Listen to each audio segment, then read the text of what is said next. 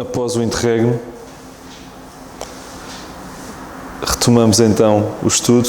Este é talvez dos livros que faltam do Novo Testamento, tirando Apocalipse, talvez o maior. O que vem daqui para a frente serão epístolas e cartas mais pequeninas. E, portanto, já não estamos muito longe do fim. Portanto, estamos quase a chegar lá. Bem, já passou um mês, mais ou menos, desde que vos falei sobre a primeira epístola aos Coríntios. Não voltarei a repetir, até porque depois eu não quero ser pesado.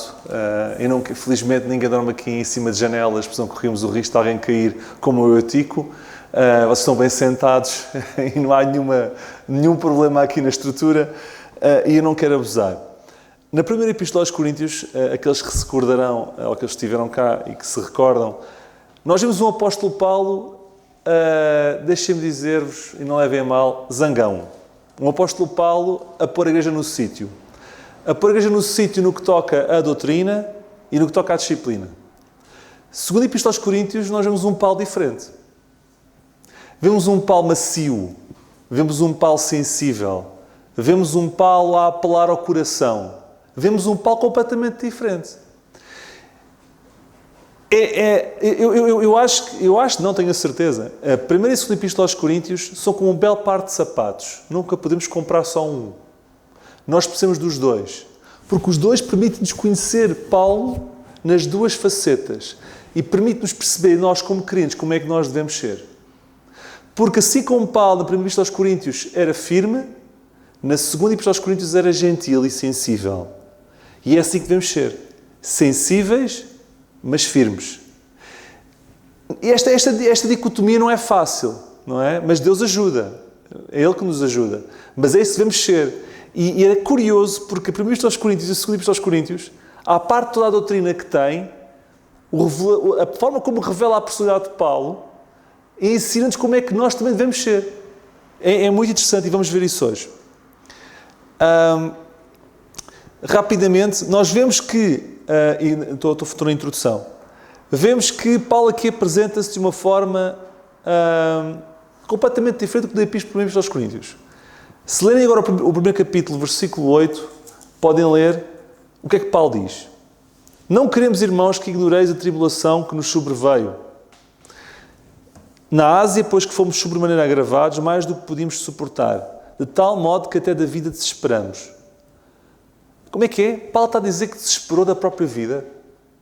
Então, mas o Paulo não é aquele ser que quase, não me interpretem mal, aquele modelo que nós temos que imitar, que é forte, que nunca tem medo, que nunca... Não, o Paulo diz, eu tive medo de morrer. Paulo está a dizer isto. Já vamos perceber porquê. E se lerem, no princípio deste versículo que acabei de ler também, não ignorei, eu estou-vos a dizer isto para que não ignoreis a tribulação que nos sobreveio. Ou seja, Paulo está mesmo a dizer, eu não quero que ignorem o que eu passo. Eu não quero que ignorem a minha fraqueza. Eu não quero que ignorem que eu tenho medo de vez em quando. Eu não quero que ignorem que eu muitas vezes não consigo. E se continuarmos, no capítulo 6, eu apenas vou citar, não precisam de lá ir já. Ele fala nos açoites, nas prisões, nos tumultos, nos trabalhos, nas vigílias, nos jejuns. No capítulo 12, ele reconhece que teve um espinho na carne, um mensageiro de Satanás para me esbofetear a fim de não me exaltar. Ou seja, ele quer que os crentes não ignorem que ele é fraco, que ele desespera e que ele tem problemas. Mas porquê é que na igreja, e falo a nível geral, não em particular, não penso em nenhuma igreja nem em ninguém, mas falo no campo geral, porquê é que na igreja os crentes têm sempre que achar que têm que passar uma imagem de ser sempre super fortes? É bíblico. Nós também sermos capazes de mostrar as nossas necessidades uns aos outros. E Paulo diz que temos que o imitar. Então imitemos-o também assim. A ser capaz de dizer, eu estou com dificuldades, eu estou a passar mal. Houve aquela altura que só apetecia desesperar. É bíblico fazer isso. E já vamos perceber qual é a vantagem de o fazer. E é muito importante a igreja perceber que não é composta por super-heróis. É composta por gente fraca, que peca, e que muitas vezes deveria confessar mais uns aos outros as suas próprias fraquezas. Era muito bom. Continuando nesta lógica, se nós lermos o capítulo 4, versículo 9, ele diz, perseguidos, mas não desamparados, abatidos, mas não destruídos. Ou seja, Paulo, por um lado, apresenta-se como fraco, como pessoa que também tem dúvidas, muitas vezes, e que desespera, mas diz, eu posso passar por tudo isso, eu posso estar abatido, mas não destruído. Ou seja, ele sabe que está no caminho certo, muito embora doa, e sabe que Deus está com ele. E isso faz toda a diferença. E aqui eu queria fazer uma aplicação. Por maior que seja a dificuldade ou a provação que nós estejamos a passar, nós nunca podemos mandar a toalha ao chão. E Paulo tinha passado por 31 coisas carradas. Ele faz uma lista interminável. Mas assim, eu passei por tudo isso e passo por tudo isso, mas eu não atiro a toalha ao chão. E sobre isto quero-vos dizer apenas o seguinte. Não passemos de um extremo em que achamos que não temos problemas e que está tudo bem, está tudo bem, para o outro extremo em que está tudo mal e de repente agora vou largar tudo. É porque o crente às vezes é assim. Ou é um ou é outro. Sabem? Está tudo bem e não está. Estamos com problemas, mas está tudo bem. Porquê? Porque temos que mostrar que somos fortes. Está tudo bem? Está tudo bem. E só Deus e nós é que sabemos que não está. Não é? Está errado. E depois temos o outro extremo. Está tudo mal, e agora vou largar. Não, eu não consigo, isto não vale a pena, eu sou um desgraçado, está tudo mal. Sabe por que isto acontece? Porque alguns pelo meio não somos capazes de ir compensando. É como as placas tectónicas, de vez em quando têm que se mexer, porque senão aquilo faz uma erupção. Temos que uns aos outros e compartilhamos as cargas. E quando não as compartilhamos, chega um ponto que há... Percebem? E porquê tanto sofrimento? Porquê que Paulo sofria tanto? Como é que Paulo arranjava justificação para tanta perseguição, para tanto sofrimento? Capítulo 1, versículo 9. Há dois motivos que Paulo apresenta aqui. 1:9. Mas já em nós mesmos tínhamos a sentença de morte. Ou seja, Paulo tinha como se pesasse sobre ele uma sentença, uma dor, uma provação, uma dificuldade, para que não confiássemos em nós, mas em Deus. O primeiro motivo pelo qual Paulo apresenta a justificação para a dor e para a dificuldade é para ele próprio confiar mais em Deus e menos nele próprio. E, portanto, um dos motivos pelo qual Deus permite sofrimento nas nossas vidas é para que nós passemos a confiar mais nele e menos em nós. Leiam. Nós tínhamos a sentença de morte. Conseguem imaginar um sofrimento maior que esse? E ele diz, para quê? Para que não confiássemos em nós. Ok? Segundo motivo pelo qual Deus permite o sofrimento. Capítulo 1, versículo 5. Porque como as aflições de Cristo transbordam em nós, ou seja, em nós não é passam, não é sentimos, é transbordam. Aquilo é como se fosse uma catarata de tribulações a cair em cima da cabeça dele. Assim também a nossa consolação transborda por meio de Cristo.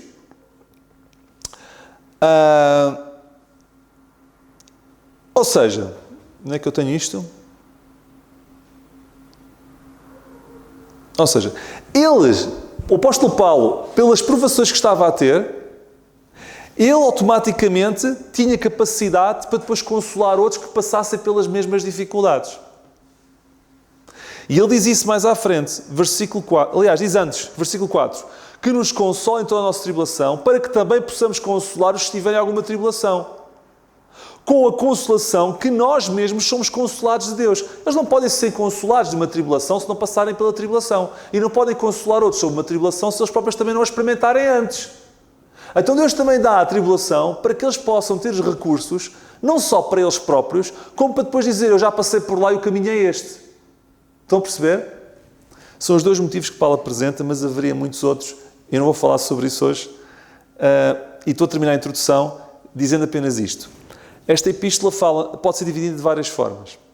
Pela parte de correções, que é o início, instruções, que é a segunda parte, exortações, terceira parte, questões de finanças, que é a quarta parte, e a defesa de Paulo, a quinta parte.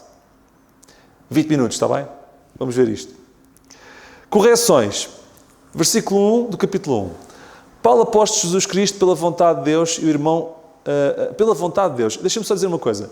Paulo não era apóstolo porque quis. Paulo não era apóstolo porque se inscreveu. Paulo era apóstolo porque a caminho de Damasco apanhou, saltou, caiu de onde estava. Não sei se era da carroça, se era do cavalo, se era da mula, do burro, não sei, ou do jumento. Mas caiu, teve um encontro com Deus e Deus a partir daí chamou para apóstolo. Ok? Porquê? Ele começa aqui porque ele tem que, desta carta, fazer um atestado à sua autoridade como apóstolo. Porque havia uns que estavam a pô-lo em causa. E a forma como começa dizendo, chamado para, é dizer, eu não me inscrevi para isto. Eu não me voluntariei para isto. Deus quis que eu fosse. Ok? Que está em Corinto com todos os santos que estão em toda a Acaia. É curioso. Isto passa um bocadinho ao relance. Muita gente, as pessoas pensam que isto é a carta aos Coríntios. E é. Mas no fundo não devia ser a Epístola à Acaia. Porque esta epístola era para ser lida por todos os crentes da Acaia. O que era a Acaia? Era a península onde estava Corinto. Toda a península Peloponeso era a Acaia. Tinha Corinto e toda uma grande região do sul da Grécia. Esta epístola era para todos os santos que estão em Acaia e também a igreja de Corinto. Ou seja, esta carta deveria ter o nome... Não estou agora a dizer que está errado o nome. Quem sou eu? Mas também não ficaria mal dizer Epístola à Acaia. Porque era para todos os crentes que estavam em Corinto. É como se dizer... Paulo queria escrever à Grande Lisboa. E também aos crentes aqui do Conde. Certo? Podíamos dizer que esta era a Epístola à Grande Lisboa. Ou a Epístola à Quinta do Conde, que os crentes da Grande Lisboa poderiam ler. Estão a entender? O exemplo assim um bocadinho tonto, mas vocês perceberam. Versículo 3 e 4. Bendito seja o Deus e Pai do nosso Senhor Jesus Cristo, o Pai das misericórdias e o Deus de toda a consolação. Já lemos que nos consola contra a nossa tribulação, etc, etc, etc. Estes dois versículos dão-nos o mote da epístola, que é a apresentação da inevitabilidade da tribulação e das possibilidades que a mesma nos apresenta. Nós, na tribulação, somos tentados a questionar Deus. Mas perante a tribulação, o que devemos fazer é agir com o único recurso que temos à nossa disposição. Temos um recurso, que é a capacidade de reação. Como é que vamos reagir? Muitas vezes não escolhemos o que vem para cima de nós. Mas temos sempre escolha da forma como reagimos sobre aquilo que nos cai. E isso é da nossa responsabilidade. Respostas para o que nos acontece, a maior parte delas só teremos depois da morte. E quem somos nós para dizer, Deus, tens que me dar a resposta? Muitas vezes Deus não está para aí virado. E nós somos criaturas, não somos o Criador. Deus dá a resposta se quiser dar a resposta. A nossa ferramenta passa pela reação. Nesta vida passamos por momentos com o potencial de nos roubarem a alegria. E sobre isto quero-vos dizer uma coisa que li há pouco tempo, que eu acho que não me vou esquecer e espero que vocês também não. A melhor forma, estejam atentos, a melhor forma de medirmos a nossa maturidade espiritual, a melhor forma de medirmos o indicador melhor de maturidade espiritual, sabem qual é? Sabem qual é o melhor indicador de maturidade espiritual? É perceptível no que conseguimos enfrentar sem perder a alegria. A quantidade de pancada que temos que levar até perdermos a alegria revela o índice de maturidade que temos. Por exemplo, estamos aqui no culto de domingo. Deus é amor, eu gosto muito de ti, Deus, tu és o meu Deus, que tu és tudo para mim. Saímos daqui para fora, metemos no carro, há um indivíduo que não faz o pisca certo e nós passamos. A nossa alegria acabou. Certo? A nossa imaturidade é revelada. Estão a ver? Estão a ver? Neste caso não foi preciso muita pancada, foi um pisca. E muitas vezes a nossa vida espiritual, o nosso nível de maturidade resume-se o limite é um pisca. Nós estamos muito bem até aparecer um pisca. E o pisca tira-nos do sério. Pronto, está tudo armado. E então está visto qual é o nosso nível de maturidade. O nosso nível de maturidade, irmãos, não é daquilo que sabemos, não é dos versículos que sabemos. É bem visto, é daquilo que nós temos que apanhar, deixa-me usar esta expressão, até que percamos a alegria. E vemos isso como um nível de maturidade. Portanto, estamos na parte das correções e Paulo começa a corrigir o quê? A primeira coisa que corrige é o seu itinerário, porque ele era para ir a Corinto e demorou. E Paulo está a justificar, durante o capítulo 1, porque é que não conseguiu ir a Corinto antes. Ok? Portanto, ele começa por corrigir o itinerário. Mas, além disso, ele corrige outras coisas. Outra correção que ele faz, está no capítulo 2. Vocês recordam-se daquele crente que tinha sido disciplinado por imoralidade, na primeira epístola aos Coríntios? Muito bem, o homem estava completamente arrependido, estava triste. E a igreja agora passou de 8 para 80. Agora não o queria aceitar de volta.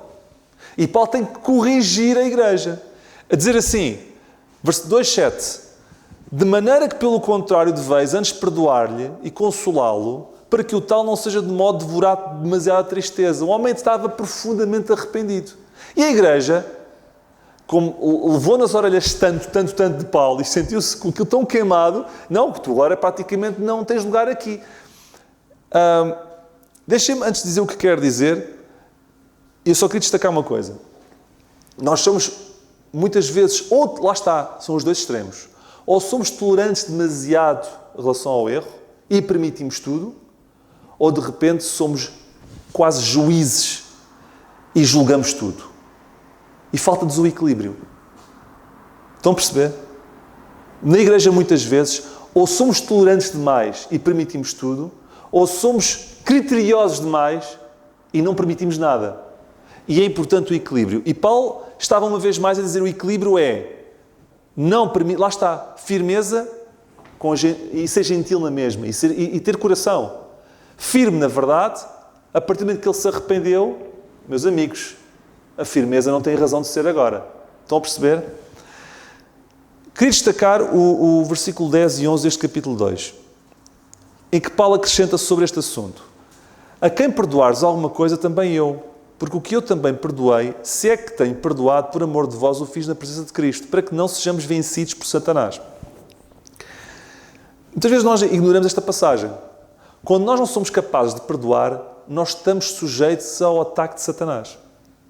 Eu não perdoo porque se eu perdoar, eu estou a dar alguma coisa àquela pessoa que não merece. Não pensei assim. Se eu não perdoar, quem se está a pôr a jeito de ser atacado por Satanás somos nós. Esqueçam a outra pessoa. Muitas vezes nós vamos manter-nos a nossa posição de não perdão só para não dar o braço a torcer para que a outra pessoa não fique melhor. Se formos por aí, se formos por esta via egoísta, está errado, porque egoisticamente, se formos por aí, nós estamos a ser criteriosos, porque estamos a pensar mal para nós. Porque estamos a pôr a jeito de sermos vencidos por Satanás. O que no original quer dizer, estamos a pôr sob a sua influência. Ok, somos crentes, ninguém nos tira a salvação. Mas pomos-nos a jeito. Ok? E, portanto, nós quando não perdoamos, nós estamos a brincar com coisas sérias. E Paulo diz, vocês querem se pôr a jeito?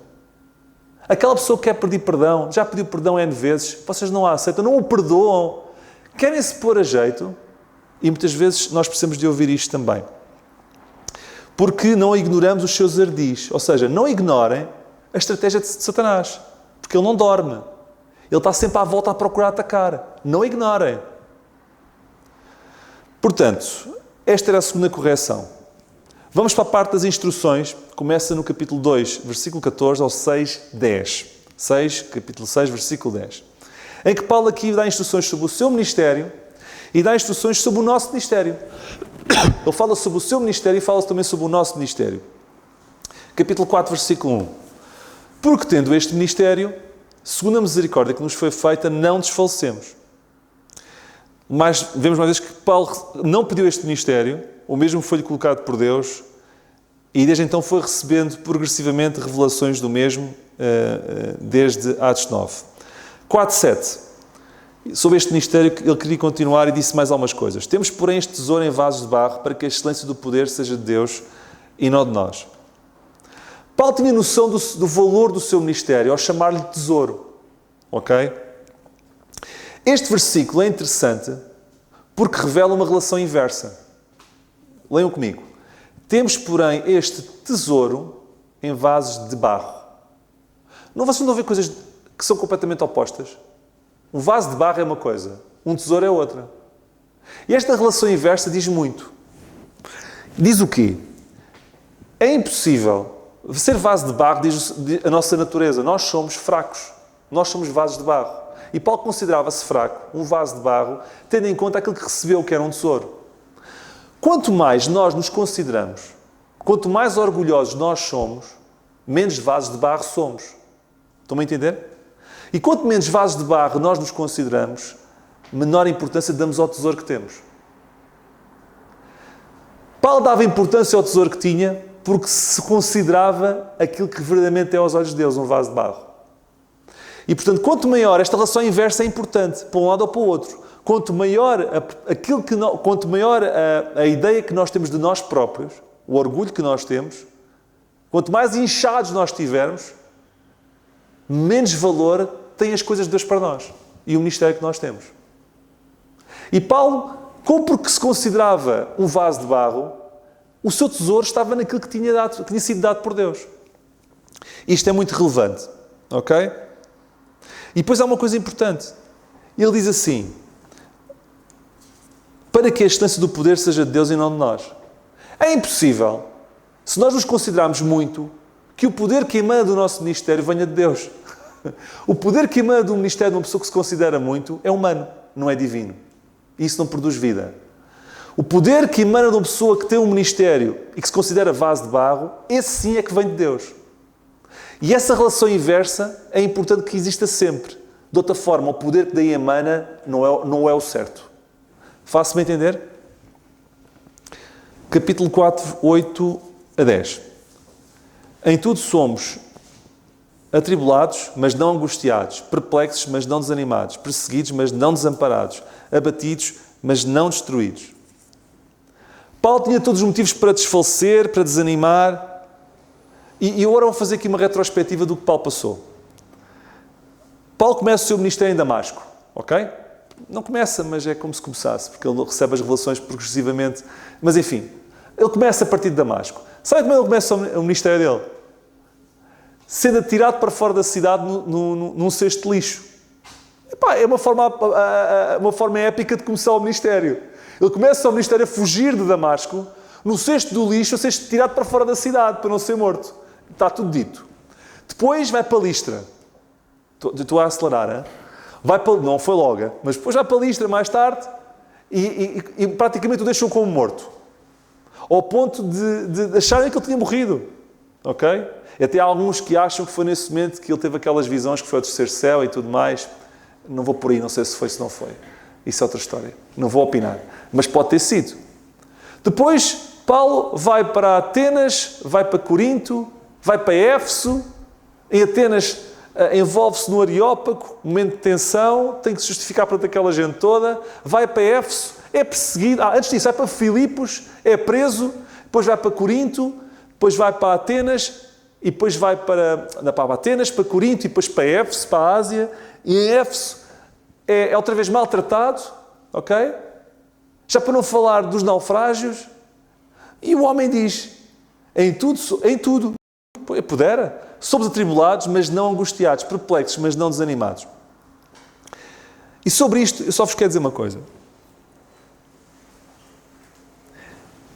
Acham que Paulo, o mesmo Paulo que diz que chegou a desesperar da própria vida, quando diz, eu não desfaleço, não vou desanimar, ele tinha forças? Eu tenho a certeza que muitas vezes ele decidiu não desanimar e não desfalecer, mesmo quando tudo dentro dele dizia para desfalecer e para desanimar. Já vou explicar o que eu quero dizer com isto. Vocês todos lembram-se daquela passagem muito conhecida que toda a gente cita de cor desde a escola dominical, que está em Josué. Qual é o versículo mais conhecido de Josué? Esforça-te e tem bom ânimo. Deus está a ordenar a que estejamos sempre bem dispostos. Vocês já imaginaram que Deus não diz, eu vou-vos dar condições para que vocês tenham bom ânimo? Não, Deus não diz isso. Deus diz, eu ordeno que tenhas bom ânimo. Isto tem tudo a ver com o que Paulo está aqui a dizer. O segredo da vida cristã está em pôr a obediência à frente do que nós sentimos. Paulo não tinha vontade para continuar, mas decidiu continuar. Decidiu não desanimar. Decidiu persistir. Assim como nós devemos decidir ter bom ânimo, mesmo quando nós não o temos. E Deus depois mais tarde há de dar o bom ânimo e Deus mais tarde há de dar a capacidade para não desanimar. Mas o primeiro passo é nós decidirmos. É ter a capacidade de obedecer. E por isso é que Deus diz que a vida cristã é pela fé. Temos de dar o passo sem sentir. Estão a perceber? Eu ordeno que te animes. Mas eu não tenho razões para me animar, mas eu vou-me animar. Deus, eu estou contente. Eu não sei porquê, mas estou. Hás de me dar contentamento. Pronto? E como aqui, Paulo, acontece-me tudo e mais alguma coisa, mas eu não vou desanimar. Mas eu não tenho vontade, eu não tenho capacidade, não tenho sentimento para isso. Esquece o sentimento. Eu não posso desanimar. E depois Deus mandava vir um irmão e animava, e mandava vir outro e animava, e vemos isso acontecer, e de repente, devido à sua decisão, Deus ia complementando, consolidando-a. Estão a entender? Capítulo 5, versículo 1. Porque sabemos que a nossa casa, estamos na parte ainda do seu ministério, etc. Porque sabemos que a nossa casa terrestre, se deste tabernáculo se desfizer, temos de Deus um edifício, uma casa não feita por mãos, eterna nos céus. Paulo fala da sua morada. Ele não fala da sua morada residencial, ele não fala da sua morada de peregrinações, ele não fala da sua morada fiscal, ele fala da sua morada espiritual. E Paulo diz que a sua morada espiritual está nos céus. E não tenho dúvidas que Paulo viveu como viveu, porque viveu não esquecendo de onde vive verdadeiramente. E não esqueceu de onde é que é a sua morada. E é importante nós muitas vezes nos lembrarmos que a nossa morada não está aqui. Mais uns anitos nós estamos todos do outro lado. Certo? E onde é que está a nossa casa verdadeiramente? E Paulo fazia questão de citar isso. Ou seja, já repararam que Paulo nesta carta remostra fraqueza? Desde o princípio até ao fim. Vaso de barro. A nossa casa, este tabernáculo se desfizer. Passei por isto, por aquilo. Temi pela vida. Tem alguma coisa a ver com a primeira epístola aos Coríntios? Ou a Acaia, ou como quiserem. Não tem. É um Paulo diferente. 5:21. Aquele que não conheceu o pecado, o fez pecado por nós, para que não fôssemos feitos justiça de Deus. Este é um dos versículos mais importantes do Novo Testamento. Aquele que não conheceu o pecado, o fez pecado por nós, para que não fôssemos feitos justiça de Deus. 3 coisas sobre este versículo, muito importantes. Rapidamente. Temos aqui 3 verdades. Temos a verdade da substituição. Expiação substitutiva. Ou seja, o Senhor substituiu-nos na cruz. Quem devia estar lá éramos nós. E o Senhor, Deus, colocou todo o peso do nosso pecado no Senhor Jesus Cristo, para que Ele ocupasse o nosso lugar. Temos aqui expiação substitutiva. Segunda coisa que temos aqui é sacrifício vicário. Eu vou explicar o que isto é. É alguém que não tem culpa carregar a culpa que não merece. Ok? Aquele que não conheceu o pecado o fez pecado por nós. Isto é sacrifício vicário. Alguém sem culpa e sem pecado carregar o pecado que não tinha que carregar. Ok? E a terceira coisa que eu queria destacar aqui é que neste versículo temos a maior transação da história. Como é que é? Dinheiro? Não. Também. Mas a maior transação... Sabe qual é a maior transação da história? É a troca de todos os pecados do mundo pela justificação gratuita de todos os pecadores. Conhece alguma transação maior da história? A troca de todos os pecados... O Senhor recebeu todos os pecados do mundo e em troca deu justificação para todos os pecadores. Isto é a maior transação da história.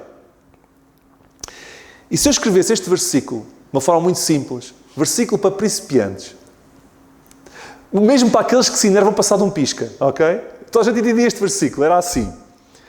Deus Pai tratou Jesus Cristo como se este tivesse cometido todos os pecados acumulados do passado, presente e futuro. Então, eu vou repetir o versículo.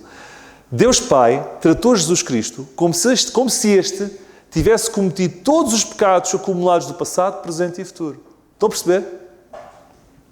Ou seja, tratou Jesus como todos nós merecíamos ser tratados, para que nós pudéssemos ser tratados como Jesus merece ser tratado.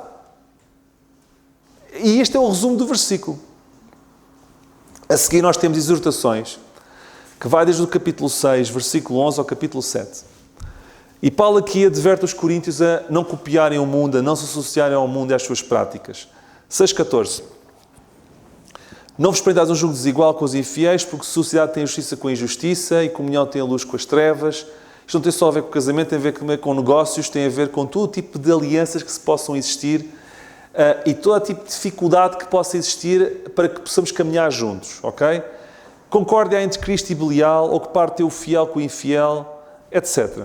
Ok? Capítulo 7, versículo 2.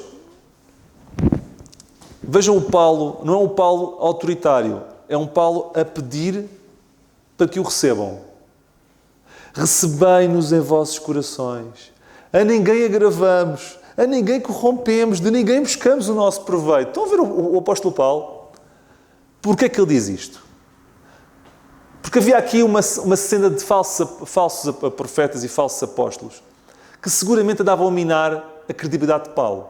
Recordem-se que Paulo, na primeira epístola, falou sobre questões financeiras, da necessidade de ajudar os crentes na Judeia. Paulo aqui, ao falar de que não buscamos o nosso proveito nem ninguém corrompemos, está implicitamente a dizer, a responder possivelmente, não tenho a certeza, mas possivelmente, a rumores que ele se tinha aproveitado de algum dinheiro. Paulo fala-vos muito bem, mas aquele dinheiro da Judeia, se calhar ficou com algum. E Paulo, se calhar, diz assim, eu estou aqui a ir um pouquinho além do que está aqui, mas talvez não seja tão além quanto isso. Porque senão não consigo justificar este versículo desta forma. Mas Paulo diz assim, eu ninguém gravei. Recebei os vossos corações, não se voltem contra mim. É o que Paulo diz, não se voltem contra mim, porque havia alguns que tinham-se voltado contra ele. E porquê? A ninguém gravamos, não prejudicámos ninguém, não corrompemos ninguém, nem buscámos o nosso proveito. Ok?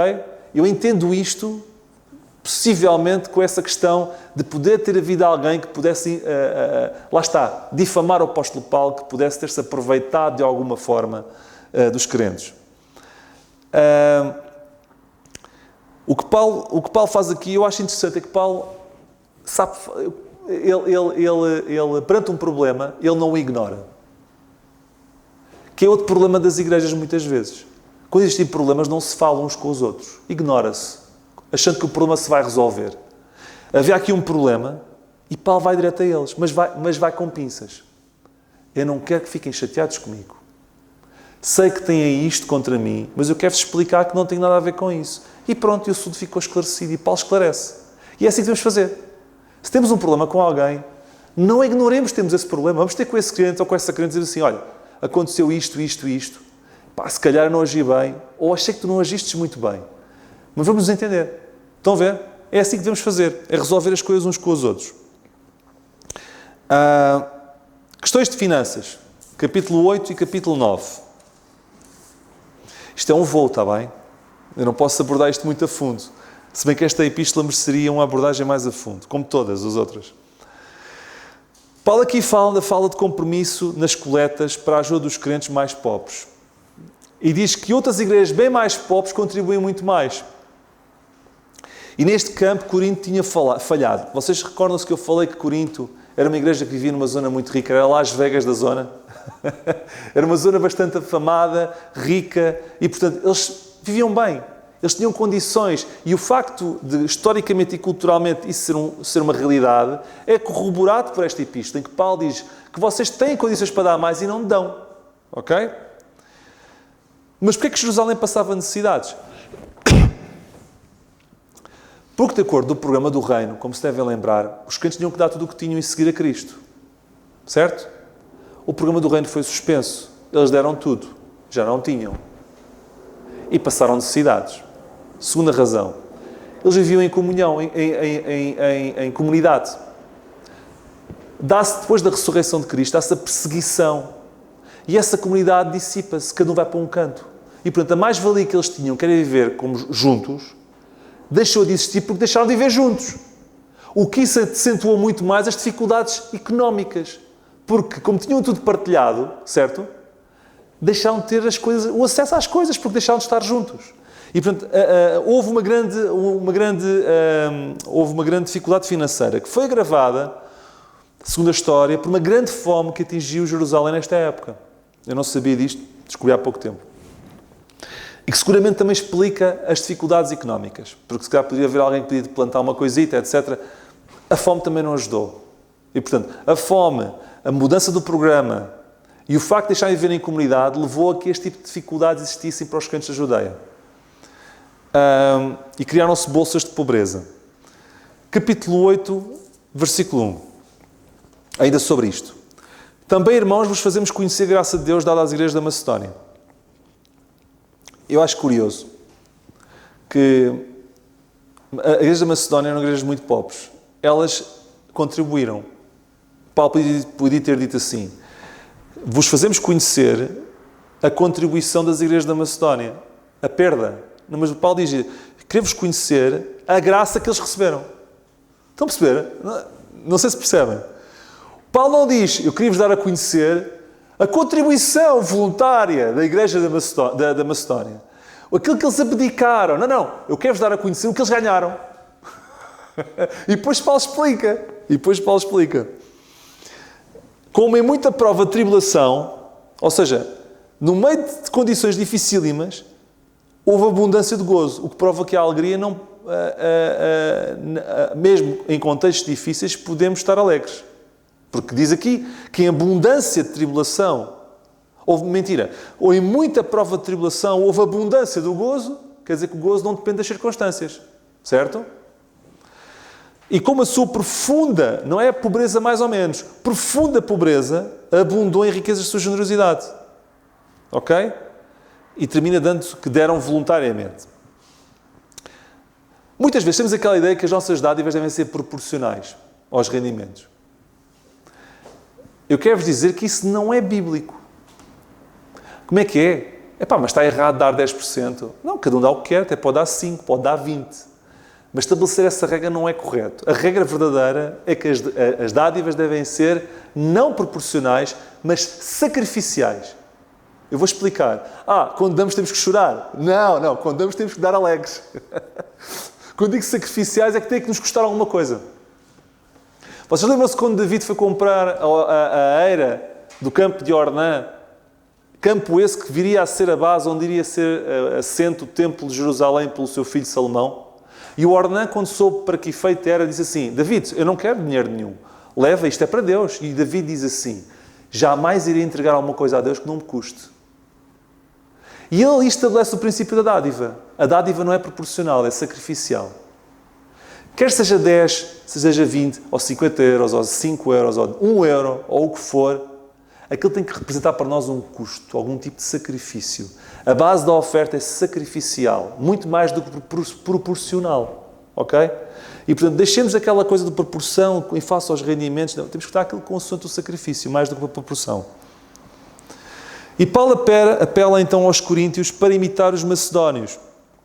Versículo 7 do capítulo 8. Assim como em tudo abundais em fé e em palavra e em ciência, e em toda a diligência, em vosso amor para connosco, assim também abundeis nesta graça. É o que Paulo diz. Em face de tudo isto, vocês são tão bons em tanta coisa, melhorem nisto também. E na mesma lógica vemos no capítulo 9, 6 a 8, Paulo a dizer: o que semeia pouco, pouco se fará, e o que semeia em abundância também se fará. Ok? Cada um contribua segundo propôs no seu coração, não com tristeza ou por necessidade, porque Deus ama ou que dá com alegria. Para terminar, vamos para a defesa de Paulo, que é a última parte da epístola. Está do capítulo 10 ao 13. Capítulo 10, versículo 1. Além disto, eu, Paulo, vos rogo, pela mansidão e benignidade de Cristo, eu que, na verdade, quando presente entre vós, sou humilde, mas ausente, ousado para convosco. E versículo 2. Rogo-vos, pois, quando estiver presente, não me veja obrigado a usar com confiança da ousadia que espero ter com alguns, que nos julgam como se andássemos segundo a carne. Paulo está-se a defender. Havia alguns que julgavam Paulo achando que ele andava segundo a carne. Paulo é como aos outros. E ele está a dizer: atenção, eu não quero que me julguem como se eu andasse segundo a carne. Paulo aqui está praticamente a fazer uma defesa dele próprio. E começa aqui a fazer defesa durante 3 capítulos. E parece que alguns estavam a acusar que Paulo de agir com interesses próprios. E Paulo continua no versículo 8 deste capítulo. Porque ainda que eu me glorie mais alguma coisa do nosso poder, o qual o Senhor nos deu, ele volta a dizer que o poder que eu tenho não fui eu que fui buscá-lo, foi Deus que me deu. Para edificação e não para a vossa destruição, não me envergonharei. Ok. Paulo está a dizer: se vocês esperam que pelas vossas críticas eu vou me envergonhar, eu não me vou envergonhar, porque a minha consciência está tranquila. Estão a perceber? É o que Paulo está aqui a dizer. E aquilo que eu tenho foi Deus que me deu. Estão a ver a defesa dele? Para que não pareça como se quiser intimidar-vos por cartas. E agora atenção ao versículo 10. Porque as suas cartas dizem... Paulo está a dizer: das minhas cartas consta-se que são graves e fortes, mas a presença do corpo é fraca e a palavra desprezível. Deixem-me falar um pouco sobre isto. Pelos vistos, aqueles coríntios eram tramados. Pelos vistos, além de inventarem 30 por uma linha que o homem andava-se a aproveitar deles, e que andava segundo a carne, e que não era aquilo que parecia, já para não falar na torcer a doutrina, já para não falar nisso, ainda diziam: ele é forte é mandar as cartas. Quando está presente é fraquinho, é calminho. É o que está aqui a dizer. E Paulo diz assim: eu sei que vocês dizem isso de mim. Eu sei que vocês andam a dizer aí na igreja que eu sou forte é nas cartas que eu escrevo. Pois era, a última foi forte, não foi? Não gostaram? E eu sei que vocês também dizem quando eu estou aí, a minha presença não tem nada de especial. Bem, eu descobri uma coisa, eu não sei se... há um livro escrito, não é inspirado por Deus, é apócrifo. Eu não vou recorrer a isto com grande confiança, até porque são livros que não estão cá por alguma razão, mas descrevem como é que era a fisionomia do apóstolo Paulo. E só a título de curiosidade, eu vou-vos dizer a título de curiosidade, atenção, não é com base de fé, porque a base de fé é aqui, mas bate certo com o que está aqui a dizer. Então, é a única descrição que temos do apóstolo Paulo antiga. Então é dito assim: baixo, pernas arqueadas, os dois olhos juntos, okay? Nariz curvado e falta de cabelo. E ele diz, o que é que ele diz dele próprio? A presença do corpo é fraca. Pudera, se for isto, é bastante fraca. E ele diz, o meu corpo, a minha presença é a coisa mais fraca que existe. Pudera, tem que ser forte na palavra, nas cartas, ver se vocês me levam a sério. É assim, eu não sei se ele era assim, mas podia ser verdade. Porque nem tudo o que eles dizem nesses livros é errado. Há muita abominação nessas cartas apócrifas. Mas também há alguma verdade. Por isso é que elas entraram, porque misturou-se a verdade com a mentira. Mas o facto de ele próprio reconhecer que tem uma presença fraca e o facto de termos escrito tão antigo a dizer como é que ele supostamente era, se calhar ele era mesmo assim. Ok? Portanto, aquelas pinturas que se vê do Renascimento de Paulo, um ser grande, forte, espadaúdo, desculpa, mas isso nem sequer bíblico é. O homem tinha uma presença fraca. E eu não queria passar, porque se calhar vocês nunca tinham reparado nisto, não é? E é interessante, estamos aqui a ver. É um voo, mas aqui desci um bocadinho mais à superfície para que vocês vissem isto. E Paulo continua a sua defesa, e termino com isto. 11, 5 e 6. Penso que em nada fui inferior aos mais excelentes apóstolos. Estão a ver? Vocês acham que o apóstolo A, o B e o C era forte, tinha poder de Deus? Eu não fui inferior a eles. Vocês não me continuem a inferiorizar, porque ao inferiorizar-me a mim, estão a inferiorizar o postulado que eu recebi. E estão a diminuir o próprio Deus, que foi ele que me deu isto. Ele no fundo, ele pega no ataque e canaliza-o para Deus. E assim, vocês estão a atacar-me a mim. Não, estão a atacar Deus. Porque eu não fui inferior aos outros apóstolos. E ele continua. Versículo 22 e 23. Envergonhado digo, como se nós fôssemos fracos. São hebreus, ou seja, alguns de vocês são hebreus e julgam-se melhores por serem hebreus. Também eu, também sou hebreu. Sou israelitas, também eu. Sou descendência de Abraão, também eu. Sou ministro de Cristo, falo como fora de mim. E eu ainda mais. Em trabalhos muito mais, em açoites mais do que eles, em prisões muito mais, em perigo de morte muitas vezes. Recebi dos deuses 50, 40 açoites menos um. Etc, etc. Está-se a justificar. Acham-se bons. Eu não sou grande coisa. Mas Deus em mim tem feito coisas importantes. Portanto, não me critiquem, nem ponham em causa o meu ministério. É o que Paulo está aqui a dizer. Ok? De capítulo 12 fala sobre o espinho da carne que eu já falei. E é isto que eu tinha para vos apresentar. Sugiro que vocês leiam esta segunda epístola aos Coríntios com atenção e percebam a realidade interessante de termos a firmeza em um apóstolo Paulo autoritário da primeira epístola para este apóstolo Paulo que se defende. É curioso esta dicotomia. Pelo menos eu aprendi muito sobre isso. Que o Senhor nos abençoe.